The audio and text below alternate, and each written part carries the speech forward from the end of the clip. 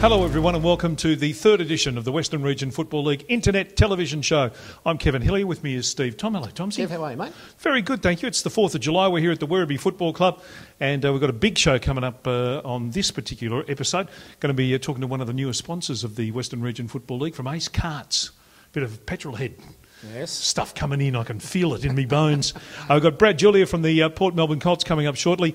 Annette McLaren, the administrator from the Spotswood Football Club. Gary Turner from the Caroline Springs Footy Club. They're having a terrific start to their senior initiation, I guess, into the league. Yeah, it's been very good. He's got to be happy with the way they're travelling. A lot of work to do, but they're on the right track. Yep. And Michael Gromer from the Sunshine Heights Footy Club will join us. And we'll get Tomsy's thoughts on this stage. We're over the halfway mark of both competitions. We'll get your thoughts on who you think. You've got a little bit of think music now to have we've got some interviews to do. Okay. And then at the end of the show, I want your thoughts on, as the ladder sits at the moment, where you think it might go and who you think might get the chocolates at the end of the season in Division 1 and Division 2. It'll take me about 3 weeks of think music. Well, Kev, you've got to a get fair it few right. things to get through, so we'll be all right. We'll be all right. All right. We'll talk to Brad Julia, the former Barry Priest medalist and star ruckman for the Port Melbourne Colts, after this.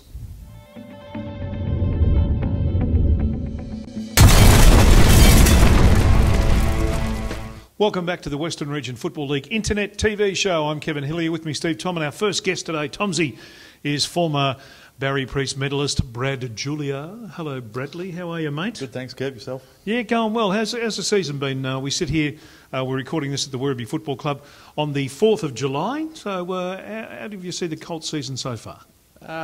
We've started better than last year. Yes. Yeah, we're a young side. We're improving every week. We're up and down, I suppose. We're probably playing 2.5 to 3 quarters a week, and we're not playing the 4-quarter game to match it with the top 4 sides, I suppose. We're still sitting in the 5, but to be competitive with those top sides, we have to play 4 quarters, and that's what's letting us down. What was the expectation of this side at the start of the year? I mean, a big turnover of players, a lot of new people into the club. What did you expect? I suppose to play finals. Yep. A proud footy club. Not playing finals last year really hurt us. So just to get back playing finals was the main objective this year. Okay. Brad, you talk about the young kids, obviously, and it's the start of a new era for Port Colts, but some of the old faces, old names that have come back over the last 6 or 7 weeks, Winters, McAnulty back playing, it's only got to help the young players develop. Yeah, definitely. Yeah, so we've got a lot of kids, but yeah, Buffer, McNulty back in the sides definitely give us another avenue to goal. We'll struggle to kick goals there for a few weeks. Winner's back. He's unlucky. I think he's played 6 games in 3 years and he's broken his arm again on the weekend, actually. So he has no luck. He did his ankle in the pre-season. He broke his hand, had to have 2 or 3 operations. He just doesn't have any luck. So we've lost him again. But yeah, definitely, we've probably had the same core, but yeah, just the kids in and out, I suppose. I suppose one of the big things around the competition, with you guys just missing out last year, I think it was 2 points at the end, but sides that are in the 5, I mean, just hearing around that the fear if Port Colts do happen to get in 2011, they could do a lot of damage. You know yourself in house, it is rebuilding, but you still get there. There's a lot of experience and a lot of enthusiasm to have an impact come the finals. Yeah, as I said, the core's still there that was successful for so many years, and we know within ourselves that we know how to know what happens finals time. So if we do get in, we really think we can trouble a few sides. So. Yep. Peter Lunk, I mean, it's in his second year, just finding his feet, I suppose, a bit more now. It's hard. He's thrown in the deep end a little bit last year through circumstances out of his control. Yep. But working with the playing group, it usually takes a couple of years to get his message across and for players to develop the message to coaches trying to get to them. Yep. Yeah, definitely Peter's probably found it a bit easier this year. As you say, last year was a tough year for everyone. So yeah, it's starting to... It was probably hard this year. We had a big turnover again over the summer, so we had a lot of new players come in, so it's probably taken us half the year to get everyone playing together. We probably had, I think round 1 we had 11 players playing their first game for the club. Yes. So yeah, to get that group all playing together, and then we've had blokes go away, we've had injuries, so we haven't been able to get that side. We're only starting to come good now, so hopefully the run home we... A lot of teams will be shuddering sitting in that top 5. Yeah, hopefully the run home we string some wins together and do some damage finals time. What about your own form, Brett? How you going? I'd probably mirror the side a bit up and down. Yeah. The first few weeks were a bit tough. I didn't get any practice matches in, so I was a bit behind the 8 ball. And yeah, the last few weeks haven't been too bad, so hopefully I'm the same. I can get a bit of form up going towards finals. The reserves, how's the depth of the club at the moment? How are the reserves travelling? The reserves are actually struggling, but well, as I say, we have a lot of depth, but Yeah. we seem to have 10 or 12 blokes who can't play every week. So they've got numbers, but yeah, they're just that. I suppose our list from 22 to 30 Drops off a bit. they're probably the blokes that seem to be unavailable every week. So Yeah. the top five of the reserves just don't seem to be there, or they're filling the numbers, or not filling the numbers, but they're up in the seniors. So No overseas trips or snow trips, or Oh. a few went over a few years. It's always some of those, Seems to isn't be it? the norm at local. we've had plenty of them clubs. this year. Oh, So we actually, the twos side we had on the weekend was Sam Hoth came back, played in the twos. Oh, okay. Sammy's back, goodness Yeah. me. Clarkey played in the twos. There was probably 8 blokes. That So I'm could have- having a flashback to 2005 or something, I think it is. we probably had 8 blokes that could walk straight into the senior side. So the twos, well, they knocked off Spotswood's twos on the weekend. Oh. Yep. So hopefully they can start getting some numbers together and they can push for finals as well. Yeah. And how much longer do you see yourself trundling around in the competition? I mean, you're a warrior of the competition. See how we go at the end of this year. I don't think I've got too much time left. Everyone seems to breed new ruckman. I think it's getting a little bit too quick for me The now. young but, blokes are jumping up and down all the time on your breath. It's getting harder and harder. If we can find someone to give me a chop out, I might be able to stretch it out another year. But Your passion's still there for local footy? yeah, I love it. But just the body. Like once I'm finished, I'm finished. Like I Yep. won't go back and play another league or a lower division. Yep. I'm Yep. finished. But What about Just on coaching? that, yeah, coaching. I was Yeah. going to say that's something you've had a bit of you've put your foot in the water a little bit, so to speak, over the last year or two. yeah, I do have a passion. I've probably torn a bit. It'd be hard to coach a group you've played with, I think. Yes, I agree. Till we so whether you go away to another club and coach, which I don't think I could do. So whether you have a few years off and then you're sort of out it a bit too long. So I'll weigh that up when I finish playing and see what happens there. All right. Mate, best luck for the rest of the season to you and to the Port Colts boys. I hope it is a successful season for you. You've been, as I said, a great warrior of this competition, a Barry Priest medalist, and good luck for the rest of the year. No worries. Thanks, guys. Thanks for joining us. Thank you. Brad Julia here on the WRFL Internet TV show. Going to come back and talk to Annette McLaren from the Spotswood Football Club.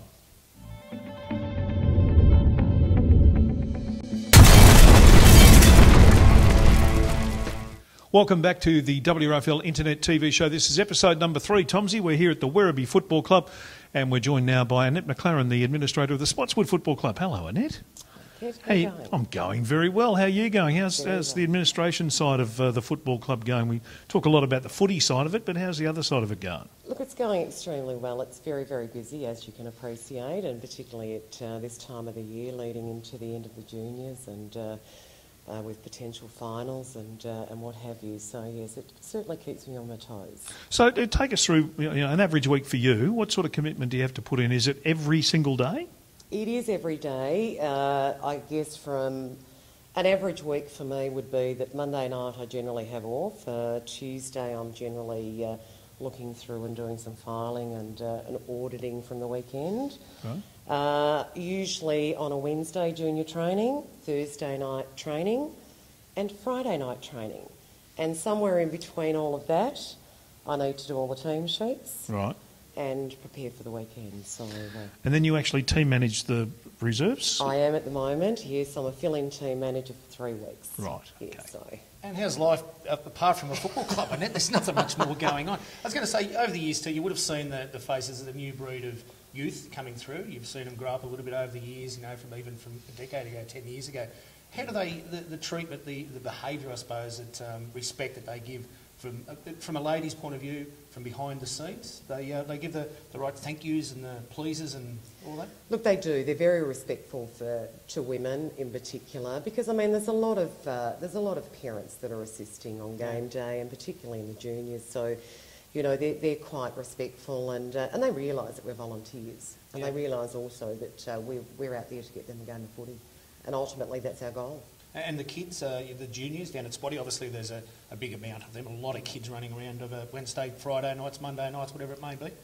There is. There's a lot of kids. There's around about 225 of them running around. So it's quite a busy, training session on a Wednesday and a Friday. And then of course, we've got the under-18s as well, which are technically seniors but Yeah. considered juniors. So, but look, there's been a lot of youth come through, and we've got quite a few kids playing at the Western Jets at the moment, bringing quite a few kids through to the reserves and seniors. So, you know, there's a lot of talent actually, even in our 12s and 13s that are coming through. Yep. We've got quite a representation from Interleague. So there's a lot of depth there, and certainly coming through the junior ranks. What's your biggest challenge in it? Is it a managerial thing? Is it getting volunteers to help you? What's the biggest thing that you have to address week after week? Look, it is the volunteers. It's look, not everyone understands that you need to assist on game day, and I think one of the key factors is that parents don't understand that. So it's part of that is that you've got to educate them. Yep. That you don't need a qualification, that you actually come along and you actually assist on match day. Yep. So that's probably our key factor, but I think every club's got that problem. What sort of checks and balances do you have in place for the parents in terms of, we hear a lot about ugly parent syndrome and stuff like that. We haven't had any incidences that I'm aware of so far this year. Is there a protocol that your club has in place for behaviour of parents? I'll just close that door. There is a protocol, and look, there's a code of conduct that we issue to all our parents and all our players at the start of the year. So effectively, everyone needs to abide by that code of conduct. Yep. Now, obviously, if people, you know, move outside those realms, then we obviously step in. Yep. We haven't had to do that. We've, you know, we've got a fairly good cross section of cultural, you know, different cultural backgrounds. And we haven't had any issues. Oh, good stuff. So it's been fantastic. With all the hard work you do and the hours after hours, day after day, is there a time frame where you say, look, I've got another year? We spoke to Brad Julie earlier on about playing, but behind the scenes it's probably harder because you've got to spend the hours. How many more years have you got? Look, I don't know. You know, I constantly say that it's getting harder each year, and you know, I'd like to go another couple of years if I can. I certainly enjoy it, but it's managing the time and working full time and all those sorts of things. And you know, I have an 18-year-old son that obviously isn't playing football at the moment. Yep. So I mean, he's got his life, and so I sort of need to balance that. Okay. But we've got a very, very good board. So in terms of the board, we've always got the support there. We've got the support network of the board of directors, the parents, and so on. So, you know, I'd like to go another couple of years. We'll just see what happens. We'll see how we go. Good on you, Ned. Thanks for joining us on the program. Appreciate the work that you do for the Spotswood Football Club and the Western Region Football League in general. And good luck for the rest of the season. The boys are travelling pretty well as we speak. They are indeed. Thank All right. you. Good on you, Ned. All right, terrific. Thanks, We'll guys. come back with Gary Turner from the Caroline Springs Football Club after this.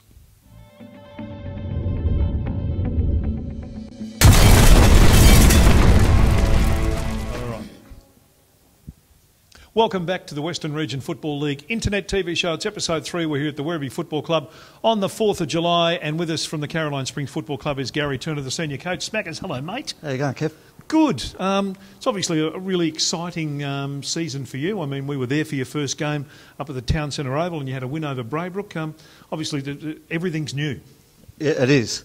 And we found out on the weekend when we went back to Braybrook. And but oh well, that's a challenge we've got as a new club, and yeah, we just look forward to the next week. It's all about development, let's be honest. I mean, it's not just there for, you know, it's all a hype, you know, first senior side in a competition at senior level, but it's going to be a, you know, 3 to 5 year process to really get to that consistency stage to knock on the door of the 5, I suppose, for Div 2.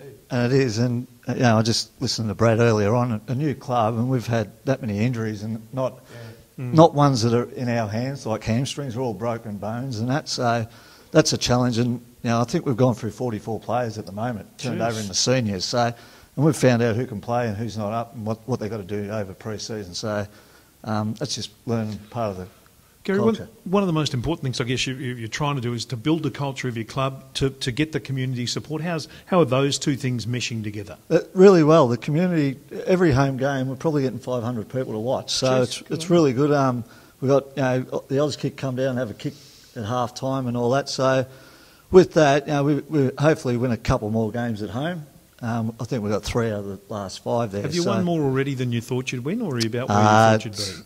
We're probably 1 or 2 short of where we thought we'd be. So, And the area where you are, it's one of the greatest recruiting tools of all time. I mean, down to Caroline Springs, families are going to be moving out there forever. Kids are going to be growing up. So it's just a matter of, I suppose, patience. Is that a big word to use down there at Caroline Springs? Come through the juniors and then for them to develop into senior footballers. It is patience, but you know me, Tom's here. I've got patience. So, but no, it is. And look, we've blooded 3 under-18s, and under-16. We'll blood probably 2 more under-16s this week against Laverton. So the club knows where they're at. Just some of the senior blokes with Dave Kavanagh and Addy gets a bit frustrated at times. But yeah, so this, like you said, this year we just take it and see how we go from there. What's your philosophy on bringing other players in from outside and it happens in this competition, it's a dirty word, but spending a bit of money? No, the people we targeted, obviously Dave, yep, because he lives in the area, but everyone else that word of mouth, and we got 2 from Glenorden in Dean Borg and Scotty Hepburn. They're 23, 24-year-olds. So the people that we wanted to recruit, there was no one above 25. So, okay. And everyone else who's just walked in off the street will say be it. But yeah, the people we have targeted are 24 and under. So that's the way we want to go. And behind the scenes, I mean, it's raw. It's a new club. It's the development. I mean, from president down to committee man, they're learning the ropes of the competition, learning how to run it at the senior level.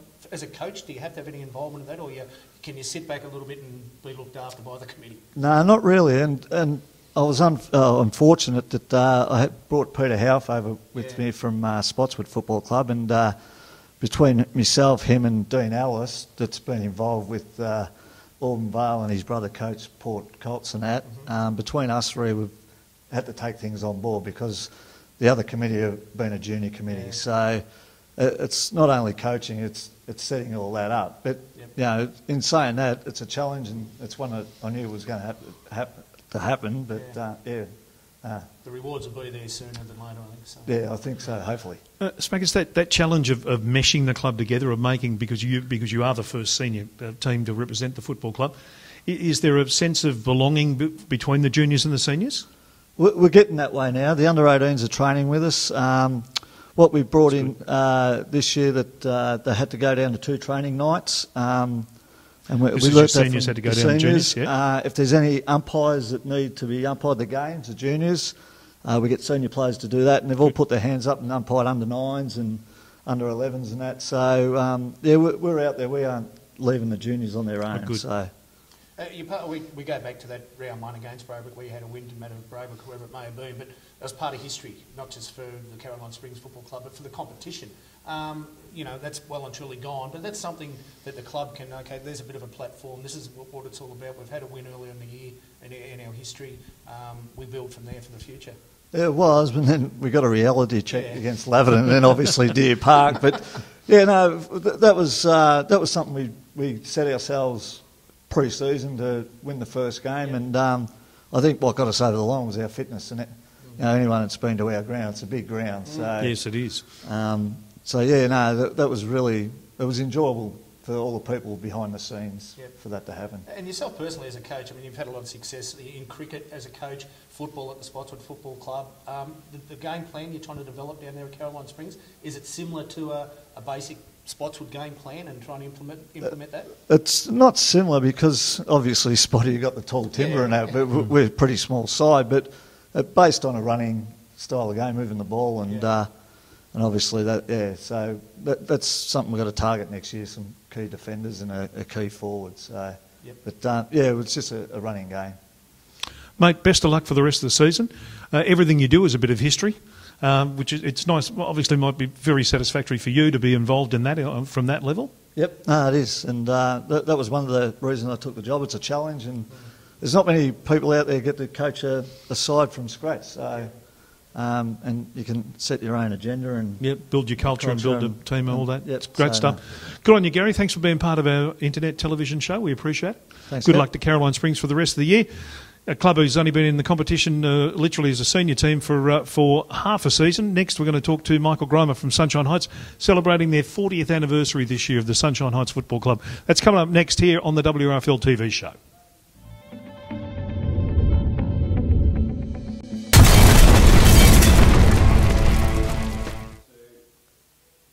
Welcome back to the Western Region Football League TV show here on the internet on wrfl.asn.au.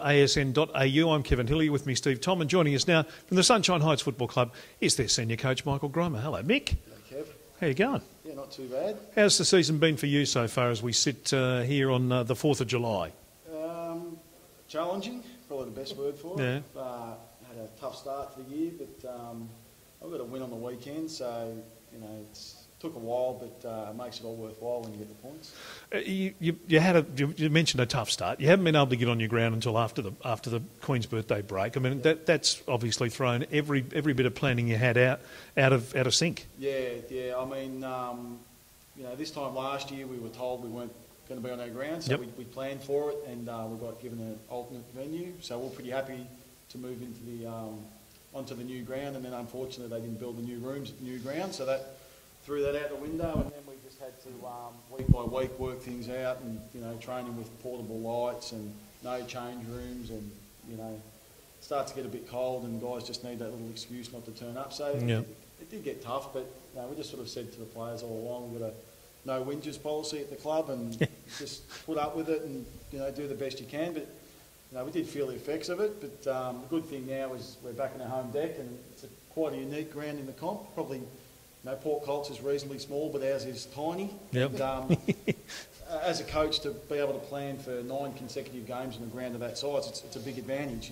because you don't usually you've got to have a game plan that can suit different size venues. But we've basically worked things out. We trained on it for 3 or 4 weeks, and at the time we knew we had 9 home games coming up, so everything's been geared around that. And although it hurt us in the short term, we think in the run home it'll help us out a fair bit. Okay. Pretty honest assessment, I'd say, to imagine there'll be no finals for 2011, and it's not Probably taking anything away. Not going to scrape in. But what goals do you set then, Mick? For a good win last Saturday, you just seem to get a bit of that passion and mojo back, I suppose, at the club, and at a very proud club up at Sunshine Heights. Do you look at a couple of big scalps as the season? No, definitely. I mean, I know a lot of people probably look at the fixture, and we've got Glenormand this week, and they think, Heights will be looking to get one more win for the year, but we think we can finish the year with 4 or 5, 6 wins, all things going well. And, we almost knocked St Albans off a couple of weeks ago, so things are pointing in the right direction, but it's a fine line with the list I've got because we don't have the depth. So right at the moment we're almost at full strength. It only takes 2 or 3 off my top end to drop off, and we really struggle a little bit. So hopefully we can keep everyone on the park, and I wouldn't be surprised if all knocked a couple off on the way home. I think so. And saying that, manage, with the depth you've got, the good players, how do you manage the injuries? I mean, it's sometimes, and honestly, it's silly playing them against a Spotswood, Albion and that. If it might be another week out, they can come back in against one of the middle of the range sides and strengthen your team up. Yeah, well, we sort of did that from round, about round 4 or 5, we sort of fell in a hole with injuries, and we had a look at the fixture, and we had Sunshine round 7, Albion round 8, and Spotty round 9, something like that. So we managed the guys through that period knowing that we're no chance, and probably had a couple of blowouts as a result of that. Spotty beat us by 210 points. I mean, Spotty, but that's a fair loss in anyone's language. Yeah. But we knew all along that we had a week's break before that. We had the Spotty game, that we were just going to do what we could and then get everyone back for St Albans. So that was the target, and then obviously it almost paid dividends, and we almost got across the line, and we followed up with a win the week after. So, you are right in that you've got to manage them through against.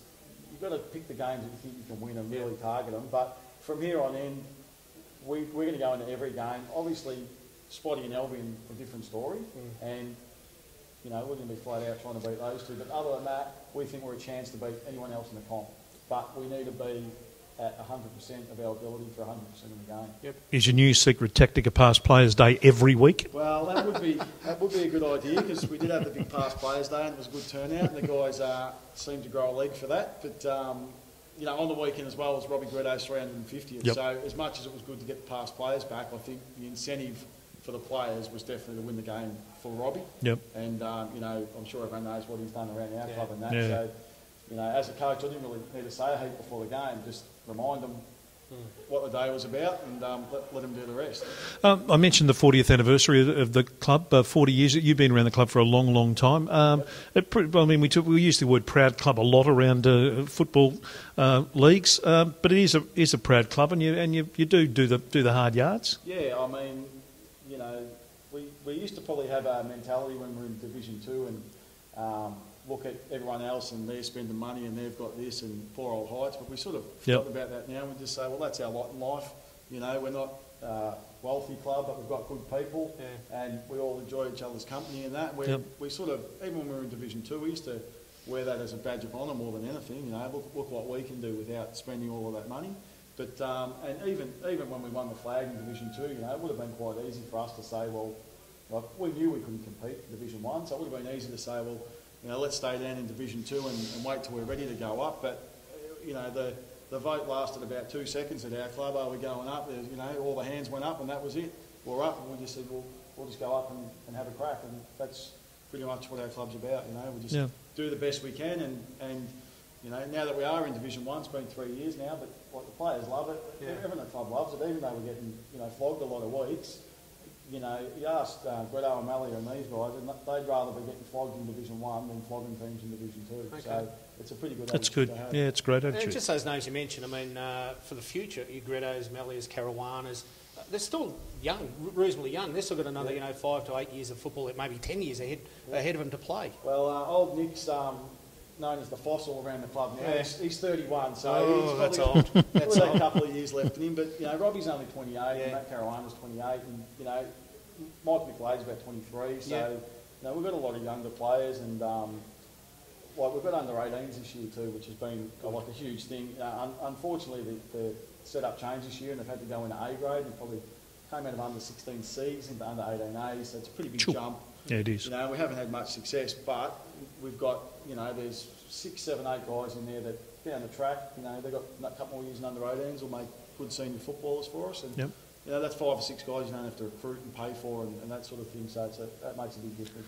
And what about yourself? You've talked for a few years now about this probably being your last year. Are you still feeling that way? No, 100%. Like, I took the job for 3 years, and I knew that one of the reasons I took the job is I knew that for a coach outside of the club, it wasn't an attractive proposition to come into a club with not a great deal of money and coach a Division 1 side. So the idea was that I would take the reins for 3 years and hopefully stabilise the club and just get the timing right, and the club's set up now off-field to bring in a coach, you know, like a higher calibre coach that's maybe coach at a higher level, or maybe not a name coach is the right word, but just someone to take us to the next level. And I think we're at the stage now where off the field the club's ready to take a step up, the players are ready for that step up, and I think it's going to take a new coach to do that. So look, I'm working the phones already, Kev, I can tell you that. There's been a few phone calls made, and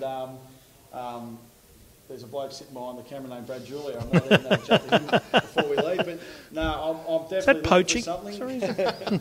We might edit that out. No, look, I'm speaking to guys now, and there'll probably an ad go out in a couple of weeks, but I think we're a club that we're ready to take the next step. The players are ready for it. You know, the time's right to change coach. I was assistant coach for 3 years, so some of the guys have been listening to me for a long time, and just the timing's absolutely right. So just hopefully we can get the right person.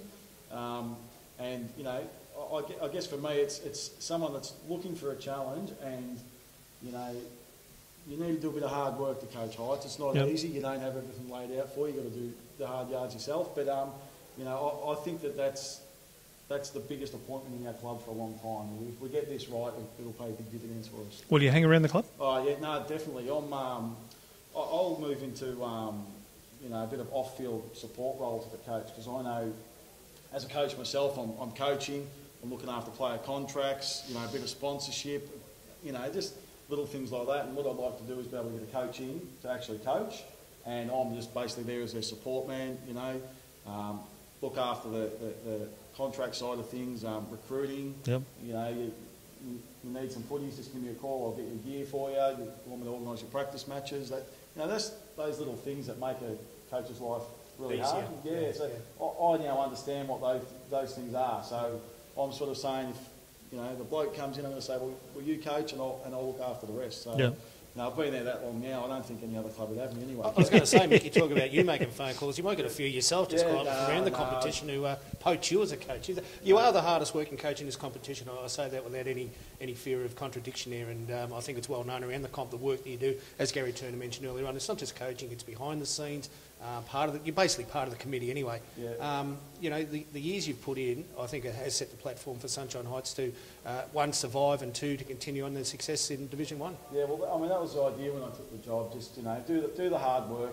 You know, look, I do a lot of hard work, but the President Vince, I know, and my mum Sharon's been at the club since I've been there in '83, Yep. and, you know, she's been running the canteen, she's been President, you know, Treasurer, Administrator, the rest of it, and even guys like Nick Malley and Robbie Gretto and that they don't just play, they turn up, they're running barbecues on Saturday, selling raffle tickets and all that sort of thing. So I think I work that hard and do it that way because that's how I've been brought up in our club. That's what you do, you get in there and you just do what needs to be done. Yep. Mate, best luck for the rest of the season. Thanks for your time tonight. We appreciate it. No worries. And looking forward to the 40th celebrations on the 23rd. Should be a big night. There will be a big night for sure. Beautiful. Good on you, Michael Grimer there. Senior coach of the Sunshine Heights Football Club. Next, Tomsy, start your engines. We're going go-karting with one of the WRFL's newest sponsors after this.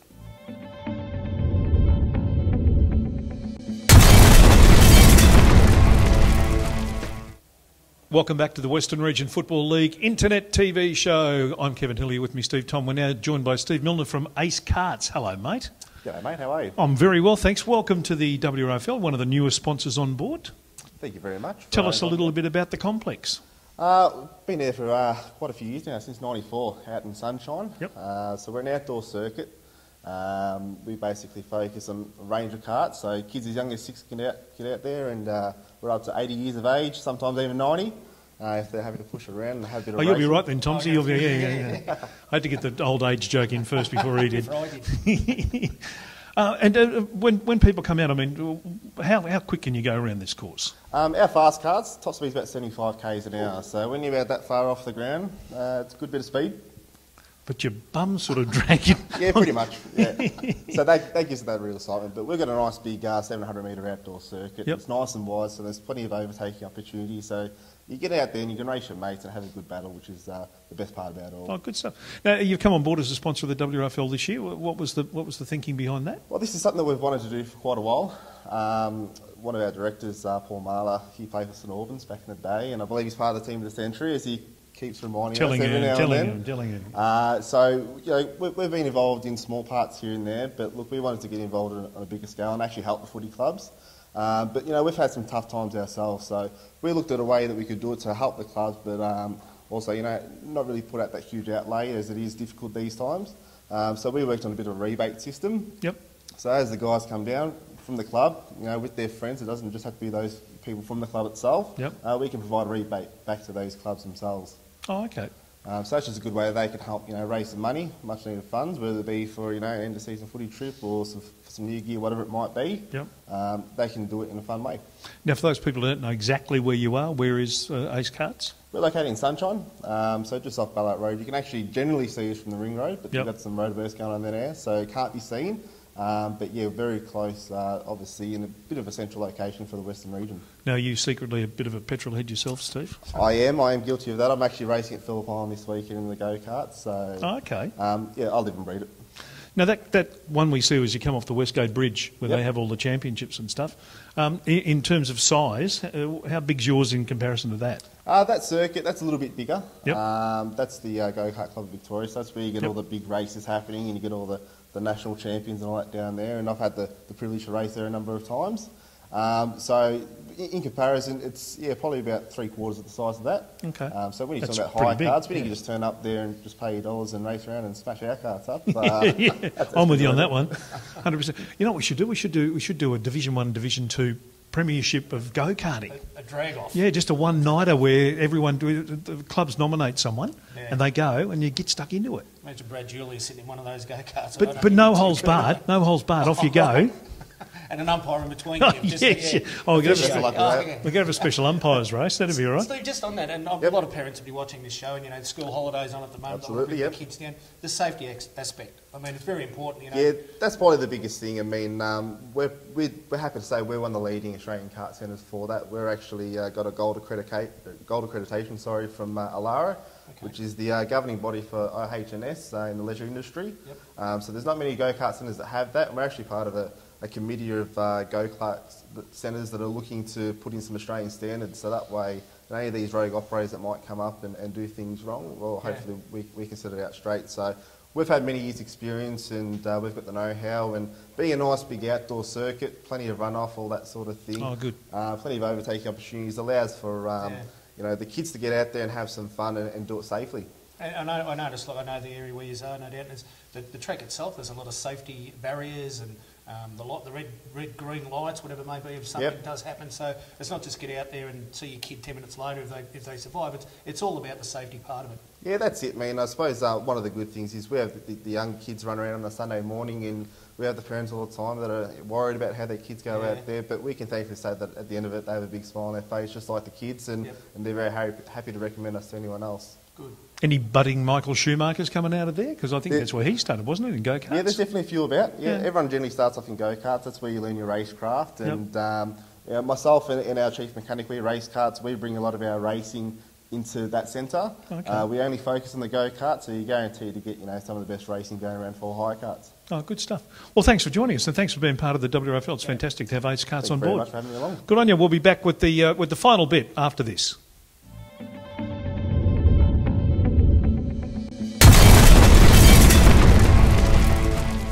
This is the Western Region Football League Internet Television Show with Kevin Hillier and Steve Tom. Well, that's it, Tomsy. We've had a good time with all our guests tonight.